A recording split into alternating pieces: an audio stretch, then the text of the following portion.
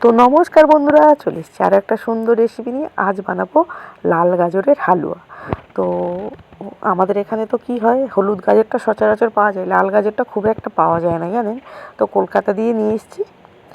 তো লাল গাজরটাকে আমি ভালো করে ছিলে নেবো, নিয়ে ধুয়ে পরিষ্কার করে আমি গ্রেট করে নিয়েছি। আর এখানে দেখুন 2 কেজি আমার এতে আমি 100 গ্রাম গাওয়া ঘি দিয়েছি কড়াইতে। আর 200 গ্রাম আমি 200 গ্রাম দেখছেন তো দুধের একটা প্যাকেট নিয়েছি, আমুল দুধের।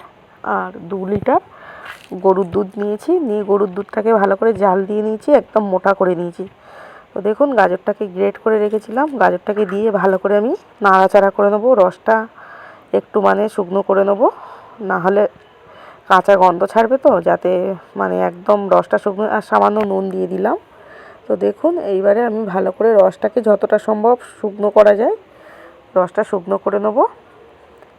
নিয়ে এইবারে আমি দুধটাকে দিয়ে দেবো। দুধটা অলরেডি আমার যেহেতু আমার ফুটিয়ে মোটা হয়ে আছে, আর বেশি আমার করতে লাগবে না। আর গাজরটা তো আমি কড়াইতে প্রায় না করে আমি আধ ঘন্টা 45 মিনিট তো নাড়াচাড়া করেছি। তো আমার গাজরটা ওখানেই সিদ্ধ হয়ে গেছে অনেকটা। তো এইবারে আমি দুধটাকে দিয়ে দেবো। দুধটাকে দিয়ে এইবারে ভালো করে দেখুন ফুটিয়ে নিয়েছি। এই দুধের এই গাজরের হালুয়াটা অসাধারণ স্বাদ।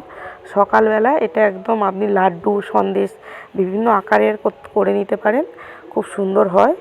তো এই যে দুধ দিয়ে দিয়েছি, বেশি ফোটাতে হবে না। তো দেখছেন কালারটা কত সুন্দর এসছে। ওই যে ঘিটা থাকে তো, আর ঘিটা বসে যায়, আর দুধটাও শুকনো হয়ে গেলে খুব সুন্দর হয় সকালবেলার টেস্টটা।